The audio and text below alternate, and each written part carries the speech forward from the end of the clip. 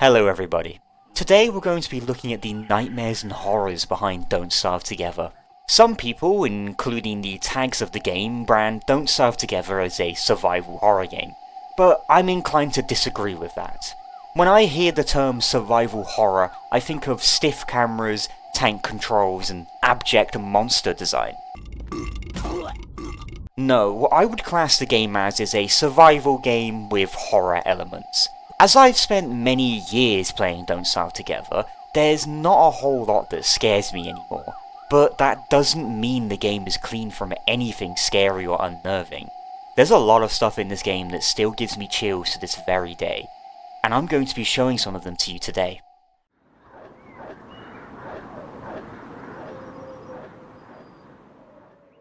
Nightmares are, by definition, mental manifestations of your biggest dreads and fears, but in the world of Don't Starve, they're a more abstract concept.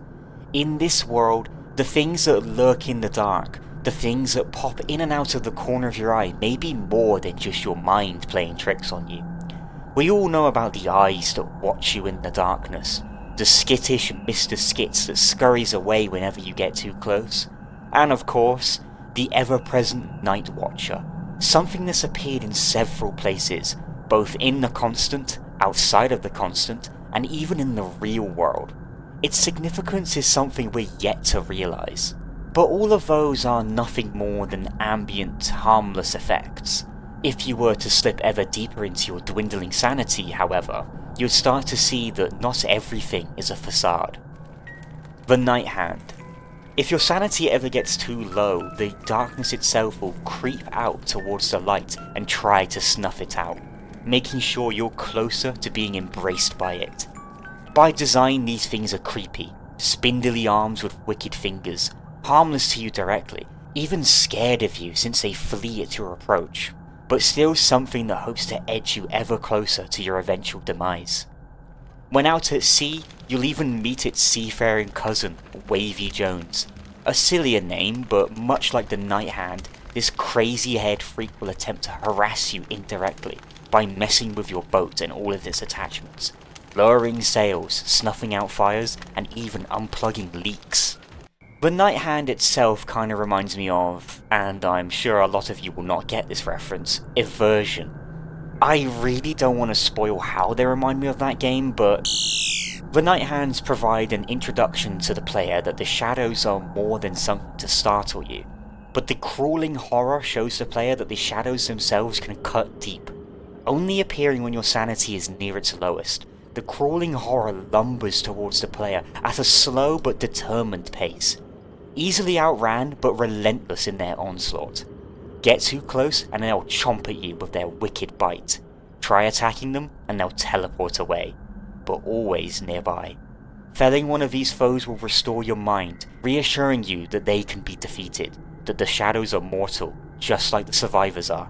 However, if you let your sanity slip into the darkest corner it can go, then you'll be face to face with the Terror Beak.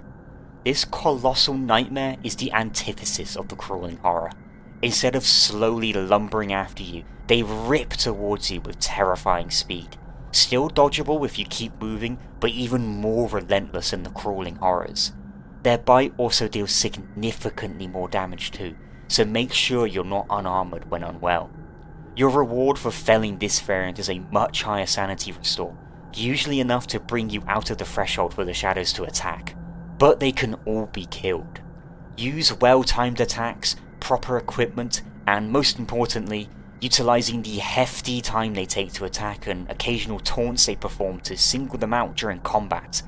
If all else fails, climb back to reality. Pick flowers, eat cooked green caps, prototype things, do anything you can to get your sanity back into the green. But make sure that the shadows don't try to get one last hit off on you before they retreat behind the curtain. Now, these things don't particularly scare me in Don't Starve Together. In Don't Starve Alone, it's a completely different story. In that game, besides having a creepier sense of solitude, especially after returning to it after all of these years with Don't Starve Together, the game has different noises for the shadow creatures, and well,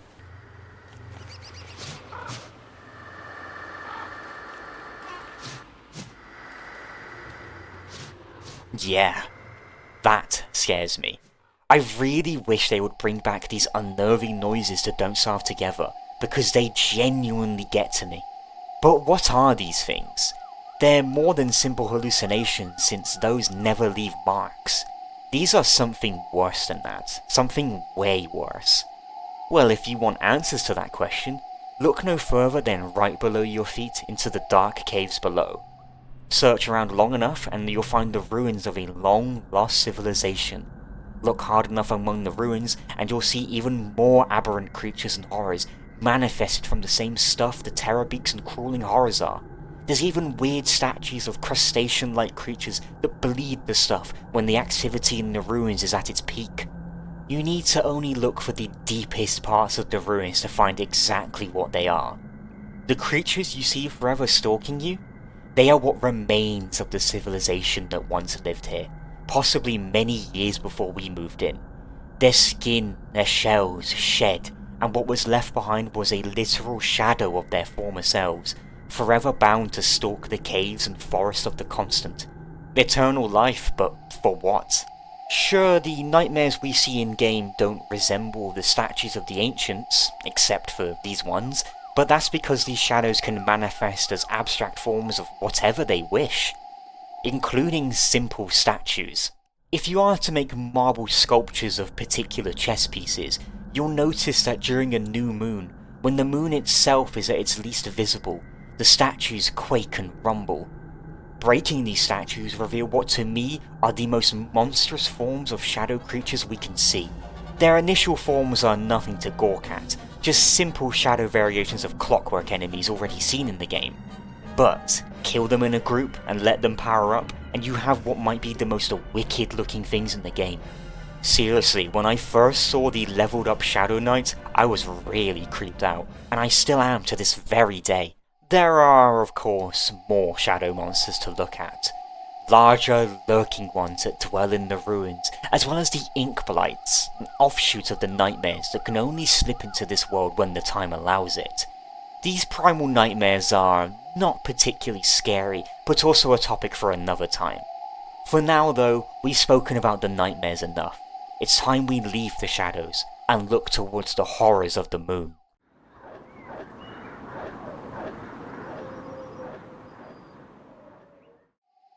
The moon is often seen as a sign of comfort and clarity for many. It lights up the night sky and even the ground below when it's at its fullest. But something about the moon in the Constant is different. It's changed. The best way you can see this is by travelling across the ocean that surrounds the landmass the game takes place on, until you find the Lunar Island, a chunk of the moon that fell off and landed right in the ocean. Hopping off your boat and stepping onto the island, you'll see that everything changes. Your sanity meter is replaced by an enlightenment meter, exchanging a brain icon for an eye. No longer do you have to worry about the shadows finding a way into your body and mind, but instead being too sane.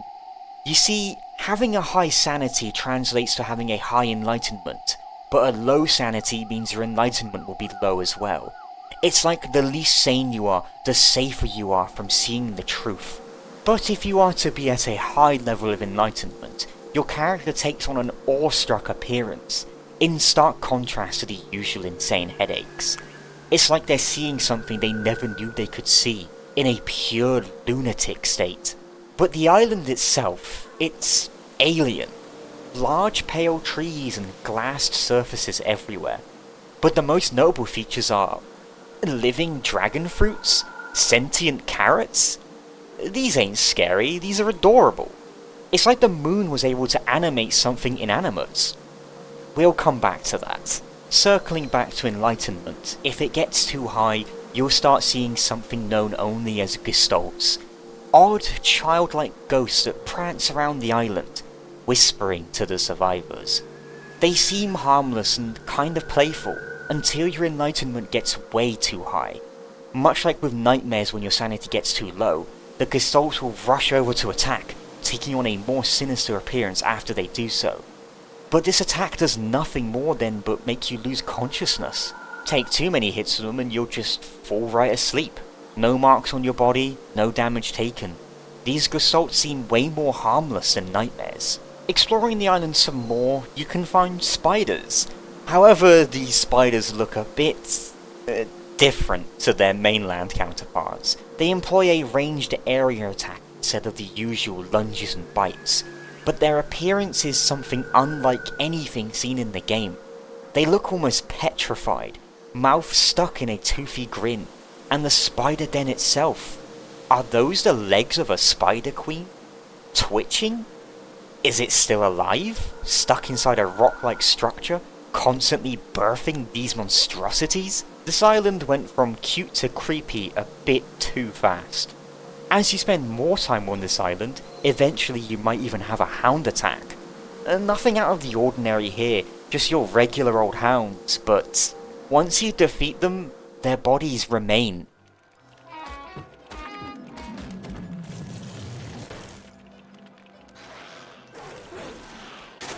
Until that happens. Their lifeless corpses burst with life once more into what many consider to be the scariest thing in the game. The Horror Hound. An undead hound that violently erupts on the corpses of its progenitor. The only way to prevent this is to burn their corpse before it can be born. What a messed up thing for this silly little survival game. It doesn't stop there, however. If you were to stay on this island for even longer, say until winter arrives, you'll see these things. Moon rock pangolls. Kind of like the pangolls you see on the mainland, but a little bit different. A lump of ice with organs floating around inside. Limbs, eyes and a beak just jutting out haphazardly. How is this thing even alive at this point? But then we stop to think. Everything we've seen on this island so far. The living carrots, the petrified spiders, the zombie hounds, and now these animated hunks of ice resembling penguins. It's like the moon can bring life to that which has none. This effect can be seen in greater effect even later into the game too. After you enable Rift content either through world settings or defeating a certain boss, when you defeat a Deerclops, you'll notice that the corpse remains much like the hounds did on the lunar island. Only this time, we're able to see a larger Gestalt jump into the corpse and, well, do this.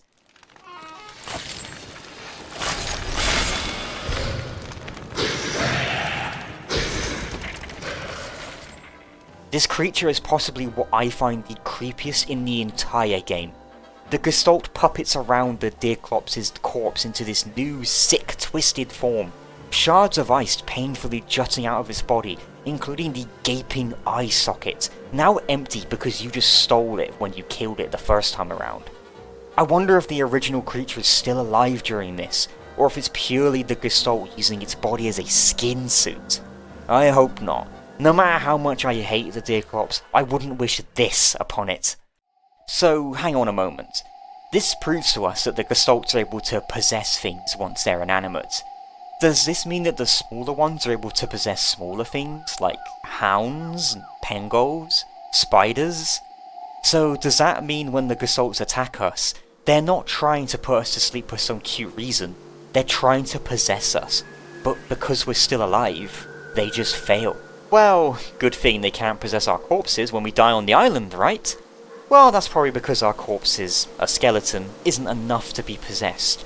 But what if I told you they were originally planned for something just like that? In the Don't Starve New Home files, you know, that mobile spin-off game, we have a treasure trove of unused content, some of which eventually was added to Don't Starve Together properly, like Marotters. But also in the files you can find these. Brightshade alter egos. Could these be what happens if a Gestalt is fully able to possess a survivor? The way they move is unnerving. Imagine having to get your loot back after seeing these things where your corpse once was. Not that the moon needed any more horrors, but it's fun to speculate. Imagine being huddled around the campfire at night and just seeing one of these things lurking towards you from the darkness.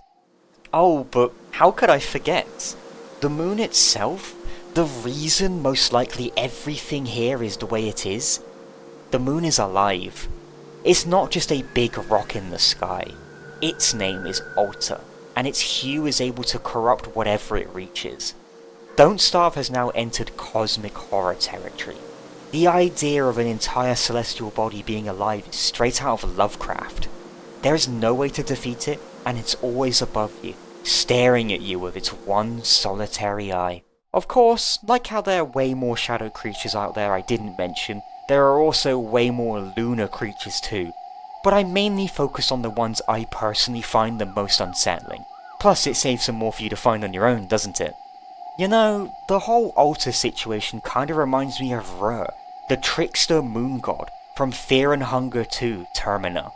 In that game, is able to moon scorch people into monstrous forms, almost kinda like how Alter is able to possess and twist things into mutated forms.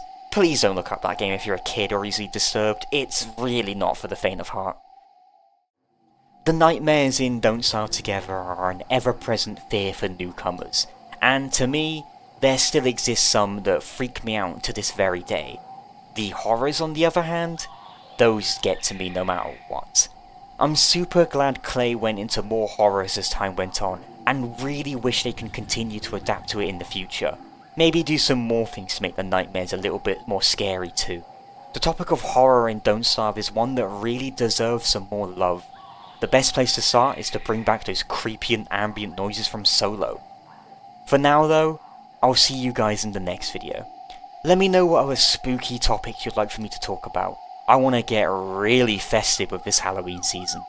Thank you all for watching and have a lovely night. Bye bye everybody.